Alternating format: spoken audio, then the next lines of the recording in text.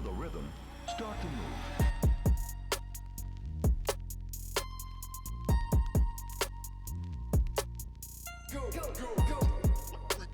Hi everyone, my name is Varia and this is Shameless Careers, a podcast about career change.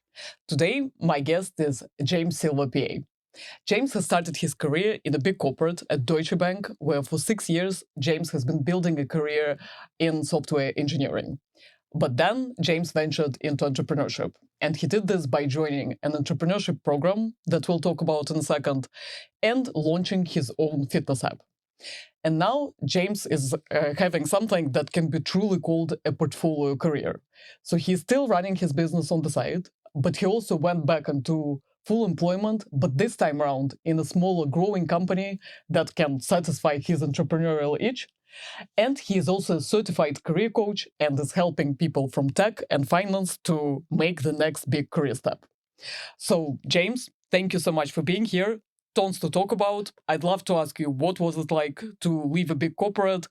How did you find the entrepreneurship program and if it was helpful? And also, I want to really talk about this concept of portfolio career because this is something that you live personally, but it's also a concept that I'm hearing more and more about from other people. So, yeah, let's crack on. The first question that I wanted to start with is about the start of your career at Deutsche. So, obviously, you've been building your career there for 6 years, progressing, being promoted. Um, so, the question is, at which point did you realize that you want to pivot and it may not be kind of your end career journey? It's a good question. So I joined Deutsche on the graduate program in the technology side of the business. Absolutely loved it. I thought the grad program was fantastic in terms of learning and also meeting other awesome people in the graduate program. So that was brilliant. So it was 2 rotations. So I get to try a bit of project management and also software engineering. I chose to go down the software engineering route. That was my intention, having done a computer science degree. And the first couple of years, I noticed with the grad program, people would start to leave. Some would stay on the grad program, and every year a handful will trickle and move on to different careers or different job opportunities. I really enjoyed my first couple of years at Deutsche. I thought it was brilliant. I worked for a small team within the equity derivative space, but awesome people, really intelligent people. I could learn so much from them, so that was great. But maybe the classic 3-year itch kicked in, and you start to think, "Oh, what do I want to do with my career, or am I moving as fast as I want to move?" Because one of the typical challenges of working in a corporate is the career can be a little slow. It's kind of a slower road up. There's very rigid timelines for promotions. You got to stay at a particular level for a certain number of years. So I think I got to that 3 to 4 year period and I thought, I want to do more with my career and I want to do more with my life. In parallel to that, I think in my early 20s, I was very curious about. So, taking a step back, I was super inspired by Steve Jobs' biography. So, he's one of my heroes in terms of just the way he thought about business and using technology to solve business challenges. So, I had this interest brewing alongside my career and thinking, wow, I'm so inspired by some of the work that he's done and other entrepreneurs. Um, so bringing that to work, it almost felt like I started to lose that fulfillment day by day after a certain point. And I just thought, right, I need to make a move. Do I either move to a different company? Do I do an internal move? And I actually stumbled upon a kind of a life coaching program called Landmark Forum. And that was great. And I ended up meeting my first life coach. And I was able to kind of talk about these challenges, thoughts going through my mind, what I was really interested in, what I cared about. And he kind of helped me set that goal and set a path to take an action towards finding that next step. Because I had no idea. I knew something was missing. I knew something wasn't quite right, but I had no idea what I wanted to do. Did I want to risk just doing the same thing at a different company and that gives me happiness and fulfillment? So I actually made an internal move in my 4th year to a front office role as a project manager to do something a little bit different, but still within the equity derivative space. And it was great because you get that initial flutter of like, oh, this is nice. This is something new, but still deep down something was missing. But I love talking to friends about different business ideas or solving particular problems. I always felt like I had a knack for, hey, I'm having a problem with this. It's like I'd come up with a solution. Hey, why don't you try this? This is great. So there was a desire to want to start a business and do something along that path, but later on in life. So a lot of these thoughts and experiences were coming together around this period. And really, it kind of boiled down to a ski trip that I went on with some of my grad friends, and went on the ski trip. And having a week away in the mountains with fresh air, I kind of said, you know what, this week I'm going to decide whether I want to stay at Deutsche or I want to do something else, not really knowing what that something else is. And by the end of the ski trip, I thought, I've got 5 or 6 business ideas brewing, and I need to get this out of me. I need to experience it, because I was at a point in life where it's like, hey, I can take a risk. So that's it. Kind of distilled into a decision that I made on a ski trip to actually take that leap of faith. But what I did have in mind was this entrepreneurship program with the New Entrepreneurs Foundation, which I knew 2 of my friends did straight after university. But I felt at the time I couldn't make that jump. I needed to get myself onto a steady career. I needed to start earning money and take the safer route that period in my life. So I thought, right, I want to make this transition. And this program is fantastic from the experience that I've heard from others. I'm going to use this program to follow this entrepreneurial itch and see where it takes me.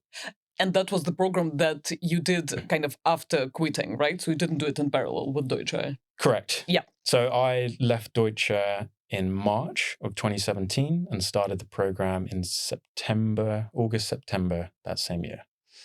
What was it like to leave Deutsche? So I understood the motivations and the desire to do something entrepreneurial. How about the doubts? Were there any doubts, and what were they, and how did you deal with them?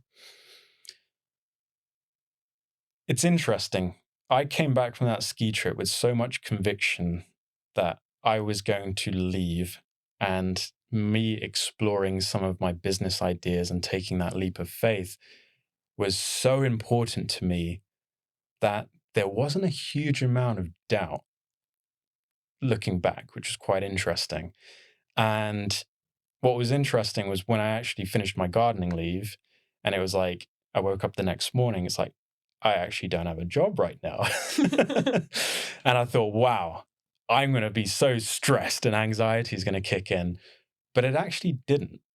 I slept like a baby that night, and I woke up super fresh and excited to do something new. What do you think made it so, like, what made you feel so confident about your decision? Why do you think you slept like a baby? I think there's 2 things. So often the 2 biggest anxieties around quitting your job is, I'm not going to be earning money. So that's obviously a big concern. You want to make sure that you have enough saved to be able to ride that period as you kind of come up with a business idea, launch a business, start to make money. So I saved enough on the side that I thought, I could kind of keep myself going, and I'm not going to have sleepless nights worrying about paying my next bill. So I felt like I was at a point where 5, 6 years into my career, I'd put a little bit aside to give me that opportunity to take that risk. I think the other factor was around, I had a bit of a plan. It wasn't like so as soon as I had made that decision, I started the application process for the New Entrepreneurs Foundation, and maybe I had got accepted onto that before I resigned. So maybe there was a bit of a I knew this was coming up later on in the year, so there was a bit of a path forward. So I was ready to leave. I had enough savings to kind of leverage throughout this period, and I had 3 or 4 different business ideas. So one was a fitness app, one was a men's fashion idea, which I absolutely loved that idea, but I really I was curious to explore these. So I felt like I had something to do with my time. So it's like, I woke up the next day, it's like, right, let's get cracking. Like, how am I going to do this? What's it going to take? How do I explore these different business opportunities, see what's viable, what's not? So I was kind of very excited, to be honest. And I think that excitement overrode any anxiety or fear or worry. So yeah, it helps when you have found already something that you're excited about to kind of leave the past behind. And it's more difficult if you don't know yet what this vision is, which is probably something that makes a lot of people like hesitate to make the step. Yes. Yes. And how about, how do you think about the opportunity cost? Because I'm sure people told you, look, you're on such a great career trajectory, you've been promoted. If you take a detour, you kind of no longer on the path. Was that a consideration, and how did you think about it? It was. I think naturally a lot of people would had that concern of like, oh, you're leaving the industry. But actually, a lot of my colleagues were excited for me. They were like, I wish I could do this.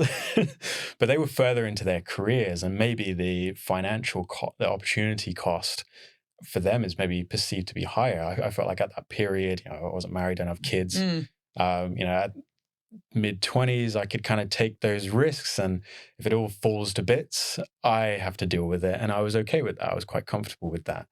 So I think there's lots of different kind of thoughts that kind of come into mind. But I think having a bit of an idea as to which direction to at least start moving certainly helped. And how did your parents react? It's a good question, actually. I think so. My mum's probably more on the conservative side. I don't remember there being too much of an issue. I think the fact that I had the entrepreneurship program coming up was like, okay, I understand what you're doing. I support you. So that was good. Maybe didn't quite fully understand what I planned to do with starting a business or exploring that avenue. My dad's very purpose driven, like loves to follow passion. He was never a big fan of me following my path into a corporate. He's kind of very skeptical about corporate. So from his perspective, it's like, hey, you're taking control of your life and this is awesome. So, I think looking back, even, as a teenager, like my dad was always very supportive of me no matter what. And I think having that instilled in me from a young age maybe gave me that extra confidence. But later on down that journey, as I'm kind of like fully focused on my app, not really earning anything yet, I'm just, burning through my savings. I think my parents, or maybe more my mum, maybe felt that kind of like, hey, you're not earning, why don't you go get a job? What are you doing? Like, that's when it kind of sank in maybe a little bit further down the line. But it was never you shouldn't be doing this. I feel like I was always very independent growing up. So it was just hey, this is what I'm doing, and largely got very good support. That's incredible to hear, because actually my conversations with people show that the reaction of parents to this can be very, very different. And a lot of people fall into the risk aversion category that, oh my God, if you leave a big corporate, what's going to happen to your life? Yeah. So yeah, it's really amazing to hear that, yeah, the parents can react to this very differently. And just to close Deutsche chapter, looking back at your experience there, would you find that overall starting your career in a corporate is beneficial for someone who wants to start a company? Like, are you grateful to this experience? Or would you now think back and think, I wish I started with entrepreneurship from the very beginning? It's a very good question. I think there's so much that you can learn in a corporate environment. There's a lot of challenges. You learn good discipline. You learn good, healthy practices. You also learn what's not efficient. So often big corporates can have, I don't know, the approval process might involve 8 people from all different parts of the globe, can be very slow, cumbersome. So you learn what works and what doesn't work in a company at scale. So then you can take some of those principles and apply that, whether you're working for a small company or you're building your own company. I think often when we think about more like career changes, going corporate to a smaller firm or vice versa, I would say it's much harder to go from a smaller firm to a corporate, because it's almost like you've gone from having more free reins, a bit more flexibility, a bit more autonomy, to working in a big corporate where it's like, oh, how do I fit into this machine? And these processes are so inefficient and it's so slow, it can become quite frustrating. So from my experience, I felt like I had learned a lot from working at a corporate. I would almost say maybe I should have left maybe a year or two earlier, and I still would have left with the same kind of experience, knowledge, and skills to take forward. But I think doing it in that order for me personally was wonderful. Mm. And tell me about, I can't wait to ask you about how you chose the entrepreneurship program and how was your experience there? Like, would you say it's really something that's very useful to do if you want to start your own business? Yeah, so it's interesting. So my first experience of the New Entrepreneurs Foundation was actually the year I graduated, started on the grad program. A friend of mine was part of the first cohort on the New Entrepreneurs Foundation, and I was invited to a talk there. Went along, and it was great. It was probably one of the greatest presentations to date that I've ever listened to. And there was a piece of career advice that really resonated. And the guy was effectively, he was saying to think about your career in 7-year chunks. First 7 years, try as many different things as possible so that you can get an idea of what you're good at and also what you like. Then after 7 years, you pick one thing and master it for 7 years. Then after 7 years again, you pick another thing and master that for 7 years. Then when you get to your fourth 7-year chunk, you're ready to really lead at a very high level at an organization. So I remember this talk just really resonated with me. I was like, this is interesting because I'm going into a specialist career as a software engineer. So how can I get that 7-year experience of trying different things? I don't really want to be job hopping for 7 years. And so I'd start projects on the side. So I arranged a couple of charity events, and that gave me a bit of experience with arranging events, with sales. So I felt like I was learning different skills around having a specialist career. So that almost set the tone for me. One day waking up and thinking, I want to do the New Entrepreneurs Foundation. I want to start a business, and I think this is the right next step. So having that experience was wonderful because it almost shaped me for that opportunity when I was like, right, I'm ready to give this a go. And this is the right organization to kind of give me that support because I had had that experience, positive experience of various talks that I went to at the very beginning of my career. And so, what did you learn within this program that helped you start your own company? Quite a lot. So as part of the program, you either go in with a established startup that you've started to generate a bit of revenue so you can self-fund yourself. The other alternative is the foundation will place you within an organization as an in-house entrepreneur. So that's the path that I went down. So I ended up working with a small family office of investors that also started startups within the aviation, so helicopter industry. So I worked with them for a year to kind of build out their MVP and validate a business idea. And that was wonderful. That was part of the experience, a big learning experience about the investing process. What are investors looking for? What are some of the pitfalls that a entrepreneur or founder can make in terms of raising capital? What are the kind of questions that investors are looking for? At the same time, I was working on my fitness app. So I kind of taught myself how to build apps. I had the software engineering background anyway. So it was just learning a new tool set, new language. So that was great. But I think one of the biggest impact was just learning off other entrepreneurs. Mm. So there was various talks from people who had gone through the program maybe 2, 3, 4 years before me, and they'd come in and share their stories about launching their companies, about exiting their companies, about their regrets, mistakes, challenges. It can be a very lonely, challenging journey as a founder, especially as you kind of get your company off the ground and start to raise capital, and then you've got to deal with investors and growing your teams. So I got a lot of insight into what it takes to be an entrepreneur because it's a very light phrase, and everyone can say they're an entrepreneur, but when you can really learn from people who've been in the thick of it and really gone through those challenges, it's an eye-opener, because then you start to think about, what are the decisions I want to make? Do I want to raise capital? Do I want to bootstrap? How do I want to approach this? Am I ready to deal with investors? Do I want to grow my team? Do I want a co-founder?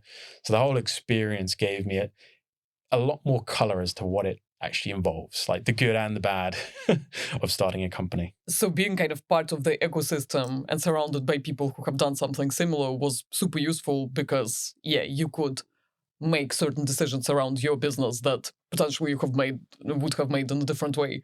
So let's kind of pause on that a little bit. So what type of decisions have you made around your business, having learned from other entrepreneurs?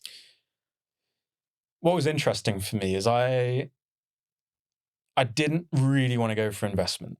I felt like I needed to prove myself and build out the business and get it off the ground with my own kind of time, resources, and money. So I kind of wanted to have that control. I don't know whether that's just me wanting the control and not really willing to give it up, but I felt like it was my baby, kind of building Pumponomics, which is the fitness app. Um, so I that was one thing that kind of stuck with me. It's kind of like, I would rather try every other avenue to raising money, whether it's through sales, whether it's through partnerships, looking for other companies where there might be synergies. So I was quite put off kind of going for investment at that point with the business idea. And maybe that's because I didn't fully know where the business was going to go, or it was ready to go. So I wasn't really ready to commit to getting investors in the business. So interesting. What would you say? Some people would also say that they don't want to build a business and kind of have these performance targets that invest, like, it basically, you sacrifice quite a bit of entrepreneurial freedom if you have an investor who kind of sets goals for you that you need to jump up and meet. Was that a consideration for you, and would you agree with this? Not necessarily. I think getting the right investor in who kind of can bring more than just the money, so the experience, the connections, I think can be super valuable to any business. I think maybe with Pumponomics, I'd got it to the App Store, I'd launched it. My approach was more, I wanted to see if I can partner with gyms. But at the time, gyms were really focused on developing their own apps. So it was quite a tricky kind of sell to them. So I don't know. I don't really know what, deep down, there was something in me which was like, maybe I needed to prove to myself that I could Mm. get the business off the ground and I can hit certain targets. And I liked the freedom and flexibility that I had, because I really had control over my day. I had control as to how I was developing the app. I had control as to how much time I was spending developing the app, or out pitching to gyms, or out there working on the marketing. So maybe I was just still figuring myself out as like a entrepreneur, and how does this work, and do I like it? And, is this the business that I'm really going to double down on? So yeah, there was a lot of kind of considerations going through my mind. And when it comes to the business idea, how did you pick ultimately the idea that you want to double down on? And do you think that the idea for your business should always be linked to your passion, or would you work on any business idea as long as it sounds viable? I'm sure different people will have different answers to this. I think the majority, and I would be part of that, is I think you need to be passionate about your business. You need to understand what it is. Maybe you've had experience in the industry. Maybe you're solving a personal challenge that you can kind of relate to. For me, so Pumponomics came out of my experience of having a personal trainer while doing the CFA Level 1 exam back during my time at Deutsche. I was always very big into the gym, but kind of hit a plateau and decided, hey, this seems like a nice guy and he seems like he knows what he's talking about. And if in this intro session you can push me more than you can push myself, I'll sign up. I'll give it a go. And what I found transformational was, I suddenly could walk into a gym and I didn't have to make a decision for 1 hour. And that was wow. Like, it was a space for me to just relax, de stress. My mind was so clear. So I was like, there's something about almost offloading this responsibility to someone else about kind of like my workout plans, nutrition. But I kind of realized after 4 or 5 months, so this is costing me a lot of money. And then the software engineer, problem solver mind kicked in and was like, maybe I can, there's logic to building workout plans. Maybe I can develop an app which can give me these plans and I can still get that level of support without having to make those decisions. So the business actually came from solving a personal problem. And then looking around gyms and thinking, so many people are kind of struggling or daunted by the gym because it's like, I don't know what to do. And maybe that personal trainer doesn't feel like the thing that they want to invest in, because it is a bit of an investment in terms of financial investment. So I tend to like to approach generating business ideas from the I can see solutions to, because then I think you get very attached to, like, there's going to be ups and downs with business, and if you don't enjoy what you do, the downs are going to be really difficult. So I think being passionate about what you're building, being passionate about your audience and your customers and how your product or service is going to land, I think that gives you a lot of energy, and that energy can tap into your creativity and your impact, and you can really kind of thrive as an entrepreneur, because it is a lonely journey, especially if you're a solo founder. So having that passion and that purpose behind what you're doing is something that can really help you ride those waves. And how have you thought about deciding whether to have a co-founder or not? I did think about this quite a lot. What was cool about the entrepreneurship program is we had different people with different skill sets, starting different businesses, and we were able to help each other out a little bit. So maybe someone had a skill set in law, so they can help out with like the legal aspects of the business, or someone's great at marketing, and you can kind of help each other out, or like need some guidance on the tech front. So it felt like by doing the entrepreneurship program, you almost create a mini team as well. So it wasn't a very lonely journey in that sense. So I didn't feel like I needed that co-founder, or maybe the right co-founder for me didn't quite materialize. And looking back, that was a bit of a blessing in disguise, because the business has ended up pivoting towards more life coaching, mental fitness coaching. So I've kind of moved away from pure fitness into a slightly different direction. And thinking about it, if I did have an investor or co-founders who didn't want to make that pivot, I wouldn't have had that flexibility to do what I've been able to do. So interesting. And how can you tell me how this journey has been? So you finished the entrepreneurship program, you're bootstrapping your business. So tell me more about kind of how it evolved, and what went as you expected and what was more challenging. Yeah, so I launched the app. So I finished the entrepreneurship program, I think it was the summer of 2018, launched the fitness app September 2018. So that was super exciting. It's funny, I didn't really call myself an entrepreneur until I was able to make my first sale. So that was a really big moment for me, because especially being part of like an entrepreneurship program, it's like you just hear that word all over the place. But I was like, maybe it comes back to having to prove something to myself. So being able to make that first sale from a stranger, not a friend or family member. So that was great. That was exciting to start to see, the marketing strategy kick in, people downloading the app. You kind of hear some stories from different people reaching out to you, see what works, or getting that feedback. That was super exciting. So absolutely loved that. But part of my strategy was really around kind of exploring partnerships with gyms. So I knew I was really backing that approach, and there's a chance that it wasn't going to work. So I needed to have a stop go decision in terms of like, can I sustainably work in the business full time moving forward? So I think I set that for 6 months or maybe 9 months after go live. And yeah, so that was it was around March 2019 was my stop go decision. So I was like, right, I need to create a bit of a safety net over this period of time, double down, explore every avenue, and we'll see where we land. So yeah, it was a there was no moments of doubt or two difficult moments. I really enjoyed the process. I think I was quite lucky in that regard. Or maybe, I don't know, maybe there was one thing I was telling myself that was magical, and it tricked me into avoiding the darker side of like, this isn't quite going to plan.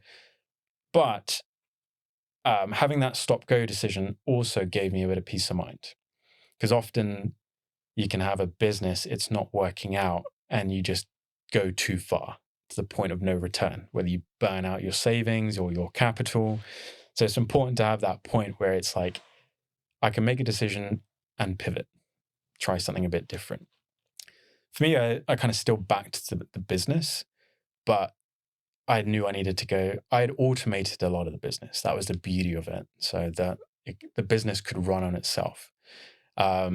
So that gave me the opportunity to go back into industry and start to earn a salary elsewhere. So my original intention was to be able to keep the business going. So yeah, it was a difficult decision to make, but it was the right decision to make. But it was a wonderful journey in terms of the launch, the experience that I gained. I was doing, presenting to different people or gyms or learning about marketing. It was just an incredible experience. I almost say like it was the mini MBA before I did my MBA, that kind of year of launching the business. Right. So is it fair to say that kind of you would need a certain level of income from that business to be able to kind of sustain yourself and not needing to go back to employment? And this just was something that is kind of was difficult to figure out at that point, and something that you're potentially working on right now. Yes. So one of the modules as part of the entrepreneurship program was taught by, it was a professor at UCL in their entrepreneurship part of the university. And he put it in the best way possible. Like, a business is a business because of its finances. You don't have a business if it doesn't generate money. A business is not going to last if it's not able to generate money sustainably in the long run. So you need to get that part of the equation right. And I guess there are different avenues that you can grow the business without getting that revenue in through investors and various other things. I really believed in kind of generating that revenue through the business so that the business can start to be sustainable, and also being able to pay a salary as a founder as well. So I think it's an important consideration to at least have a plan in terms of, how am I going to get to revenue and how am I going to get to profitability? And maybe have a few backup plans to explore as well. And so how are you thinking about it for your business now? Is it something that you're kind of growing on the side of the full-time job? And yes, and kind of what thinking do you have around that monetization aspect at the moment? At the moment, well, what was interesting for the business, and I kind of ended up putting the fitness app on the back burner. It's still on the App Store, but COVID came along and gyms closed. So luckily I had joined my current company before COVID kicked in. So I think it was about 6 months before. So I was able to kind of keep it going because it's a relatively low cost because I had developed the app and I was kind of maintaining it myself. So it's been kind of on the back burner for the last couple of years, because during COVID, I ended up pivoting towards coaching. So learning how to do life, career, leadership coaching. So I went down that path. So, and a big thing with that was, often when it comes to fitness coaching, behind any goal or challenge is the challenge of our minds. We need to get into the right mindset. If we say we want to reach this certain level of fitness, or certain goals in terms of strength, fitness, looks, you got to get in the right mindset. So I got super passionate about training the mind as opposed to the body. So for me, the business has two arms to it right now. There's the fitness app that kind of maintains itself on the side. But then the focus really right now is around the life and career coaching at the moment, and seeing where there might be a synergy where the two can kind of come together at a later point. So interesting. It's like one of the example of one thing leading to another. And to your point, yeah, these ideas and concepts may be combined over time in one kind of product or business. And what advice would you give to someone who is thinking about starting their own company, becoming an entrepreneur, like taking stock of all the experience that you have had with us? Hmm. So I think one of the mistakes, well, not necessarily, well, maybe it was a mistake. So I think I jumped to building an app because I could build an app. Um, and I'm taking a different approach with the coaching. It's more about a one-to-one coaching before I even think about an app or something else along the line. I would start by thinking about an MVP and think about it from the perspective of like, don't use tech. What's the most simplest way in which you can start to create value for others? Are people willing to spend money on your service or your product? Is there any way you can test the market to build a bit of an audience? I think there's a lot of value. Like right now, there's hundreds and hundreds of companies and in the same space, and it's how do you stand out? So if you can build up that critical mass of following and prove the concept, and to start focusing on, how can I make money quickly? It doesn't need to be a lot of money, but how can I prove that people are willing to pay for my product and service? And then you can reinvest that into building bigger and better solutions down the line. So I think I would, before jumping into an idea, because often we might be so attached to our idea, like this is going to solve everything. This is the perfect solution. Everyone's going to love it. And then we roll it out and, what actually happens is something slightly different. So my advice is really to kind of take small ideas, test them. What works, double down on it. Go a little bit further, see how far you can take it. What doesn't work, let it go. Like, don't let the ego come in. Just be less attached to it and be ready to pivot. So I think that's quite nice. So I think before I even chose my idea, I think I was exploring this men's fashion idea. I was talking to designers, weighing that up against the fitness app. It's like, a certain level of investment and capital I'd have to put into a fashion company. I could probably build the fitness app. So I went for the one that was probably the least investment, the smallest investment. So at least I can test it out. So it's not like a huge kind of weight or burden on me. So yeah, explore different ideas, generate ideas, take a pen and paper, write as many different like solutions to problems you see out there in the world, and then see what stands out to you. Pick 2 or 3, explore it. So I think the entrepreneurial mindset is really around spotting problems and thinking about how can I solve this? What's a solution to that problem? So one of my personal philosophies when it comes to building businesses or coming up with business ideas is, what can I automate so that I can mass distribute? So if you can solve one problem and you can automate it, then you can distribute that solution to thousands, hundreds of thousands, millions of people. So that automate, mass distribute is kind of a philosophy I think about when it comes to business, because sometimes we might think of a great idea, but it's not really scalable. So have a little bit of a way to think about what's important about this business. What do I want out of this business? How big do I want this business to be? And then start small and experiment. Yeah, to your point, not jumping straight into building something, starting small, because this can, on the one hand, give you this immediate quick wins on some income that you can then put to work. But also, this is a kind of an opportunity for you to test the idea small before committing to building an actual technology, right? Exactly. So I think that's important. You want to get we want as much certainty as we want as anyone aspiring to start a business, right? You want your business to succeed. You want to be hugely successful. So how can you tip the odds in your favor? It's experiment a little bit. It's kind of like investing. You can pick one stock and it might go through the roof or it might not. Or you can pick a few different and see kind of which ones actually are moving forward. And hopefully, some might lose, but then there'll be a big winner. You want to think about your business ideas in terms of like, hey, what are a couple of different avenues that I can experiment with here, and just double down on what works? Because when something works, it's kind of giving you a bit of a clue or an indication as to, oh, maybe there's something here, and then just get curious to see what else might materialize. Yeah. Yeah. And can you tell me how, so you obviously went back to employment. How did you approach picking an employer this time around. You obviously went not to a huge corporate, but to a smaller growing company. How did you think about it? What were the main criteria, I guess, for you as you were picking your ideal place to thrive in a full-time job? Yeah. So what I learned from my experience with the entrepreneurship program and starting my own business and experimenting with that kind of way of working is I loved the pace that I was able to move at. If I had a decision, right, let's go for it. There wasn't like oh, I need to speak to so many people before I can get moving. So I loved the fast paced autonomy that I had um, through actually building my own company. And I knew that I wasn't going to get that by going back to a corporate.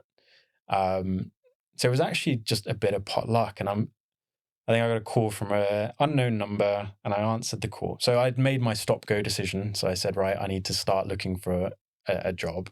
And I was thinking maybe I want to explore maybe the tech companies, the Facebooks or the Googles. Maybe I'll explore that. Got a call from a recruiter. These are more kind of software engineering roles and traditional finance. But this one job came out of nowhere and it was like a small company where it's basically they had about 11 employees and only one tech person in London. So this is interesting. And they worked in a WeWork. So it was very, very kind of felt like startup-y. But the beauty of them was they were quite an established business model. They've been running since 2012. This was 2019 when I was applying. And I was just in a state of like, let's get curious. Let's have the first rounds and see what I like about it. Let's see. We'll kind of follow that path because having had my experience with my first life coach, the first thing that we worked on was my personal values. So a lot of the decisions that I made were I need to align my next career move with my values. So some of the big ones for me were leadership, creativity, ability to make an impact, education. So would I be able to live these values in the job? So for me, kind of going through that interview process, it was interesting. Loved the first round. The first person I spoke to was fantastic. Really just felt really good energy. So that was great. But I was still skeptical about the company. I didn't know who the company was. And I'd go through the additional rounds. It's like, go to the office, meet the guys. Everyone's wearing t-shirts and jeans. Like, great. This is no wear a suit and tie to work. It's very much kind of like you come in as yourself and you do your best work. So for me, kind of going through that interview process, and there was a few other companies I was interviewing with, but what stood out to me was the people and the energy. It didn't give off corporate vibes. It was very much kind of like, I'm curious about you. What are you interested in? What are your skills? How could this is an entrepreneurial company. It's fast moving. Can you get comfortable with that? You're part of a small team. You might not need to wear different hats. And I was like, this is great. I love wearing different hats and doing different things because it gives variety for me, which I quite enjoy. So to answer your question, I kind of had my values in the back of my mind. I didn't feel desperate for a job at any point. So it was very much a kind of like, if I didn't like the feel of where the interview process is going, I'll just say no. So I felt quite confident to be able to just say no. It wasn't just like, I need to get the first thing that comes up. So yeah, it kind of just transpired that the more and more I went through the interview process, the more and more I loved the company. I thought, wow, there's a lot here. And it didn't disappoint. It was a very entrepreneurial kind of atmosphere.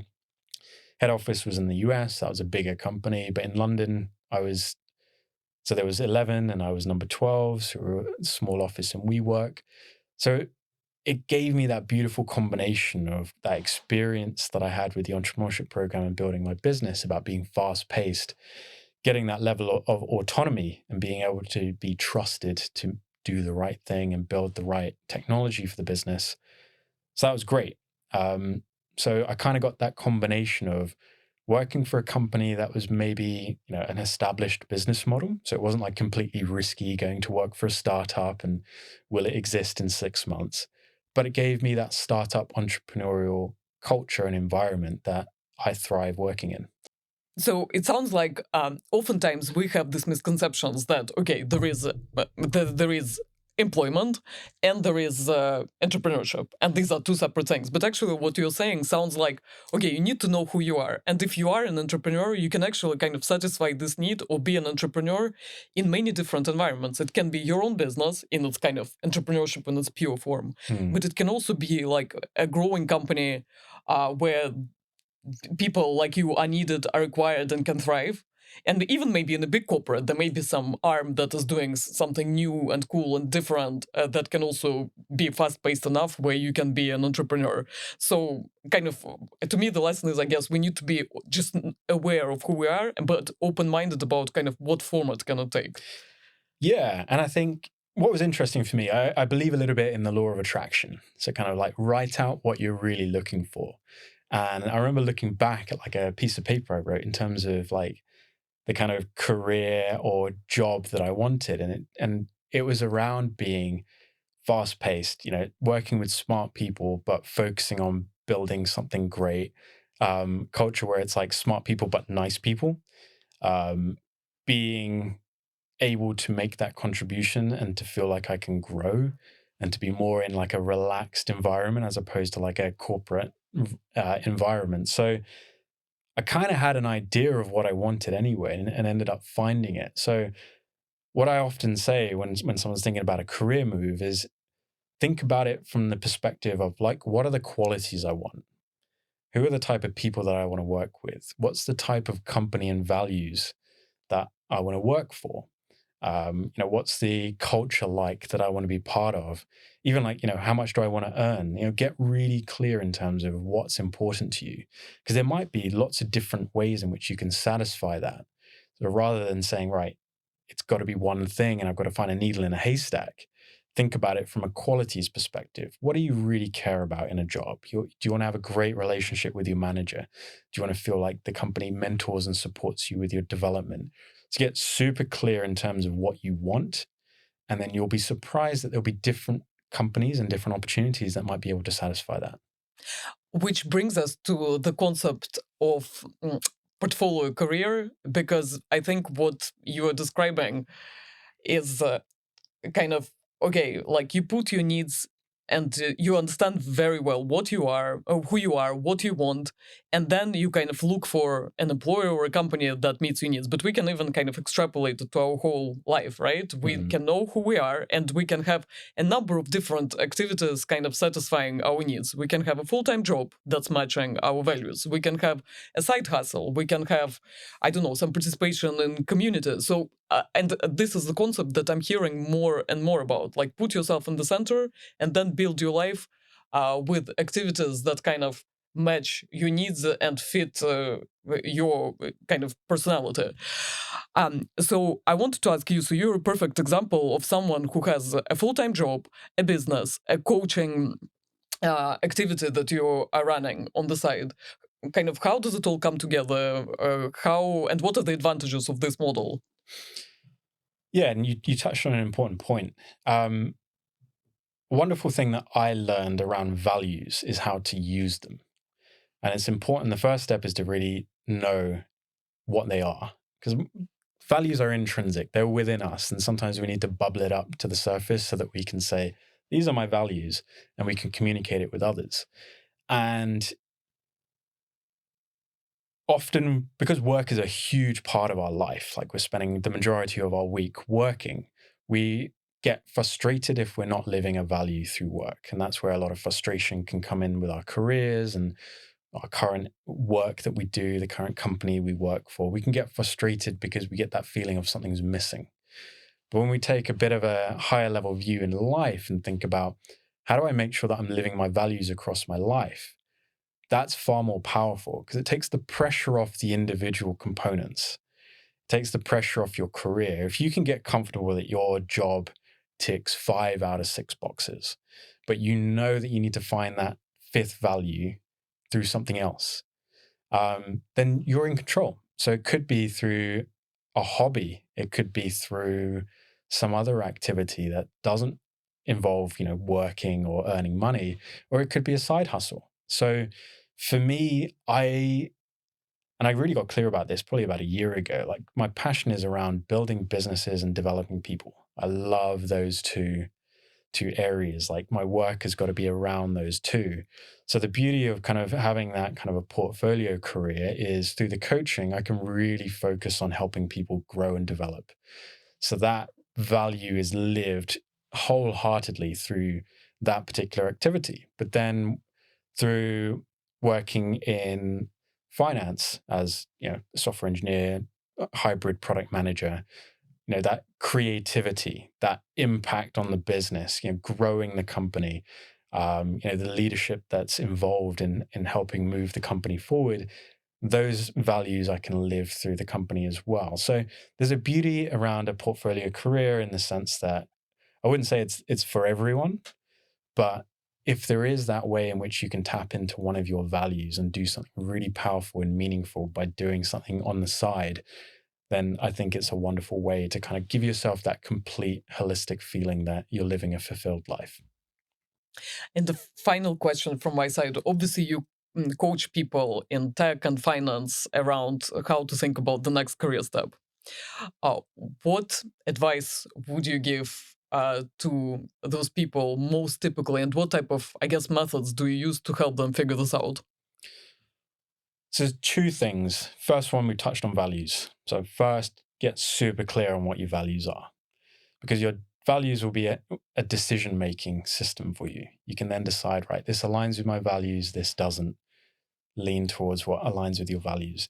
The other thing is around an extension of that is think about the qualities of a job or career that are important to you. So think about the culture, the people, maybe your manager, maybe what are the opportunities within the company? What matters the most to you? So rather than getting too specific, I want that specific role, get clear on what qualities you're looking for. So between these are two really good ways to help you identify what you're looking for. The other thing is also reach out to people doing different jobs that you might be curious about, or working in industries that you might be interested in working in, and talk about their experience. Learn. People are always, more often than not, happy to talk about their experience and happy to share and to make that impact. So reach out to people to find out a little bit more. And if it is a desire to start a business, just almost get a pen and paper, get a notepad that you can keep on the side somewhere, that you can jot down different business ideas. So you might say, right, I want to create a business that makes me $1 million. What's one thing I can create and sell for £1 to 1 million people, or sell to one person for $1 million, everything in between, and just get the creative juices going, get some ideas out on paper.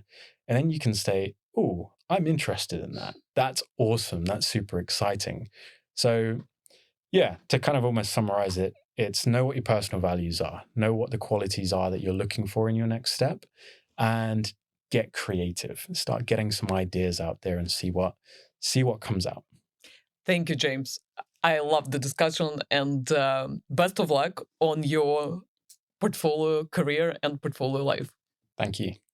Thank you so much, everybody, for listening. If you found something useful for yourself in this episode, please do like it. Do share it with a friend who may feel stuck in their job. My goal is to make sure that all people who feel that they don't know what to do and feel a bit stuck in their careers know that there are many, many people who are also battling with the same question. And there are actual real people who take actions and put themselves out there to figure out what they actually want to do. So thank you so much for listening, and until next time, be shameless.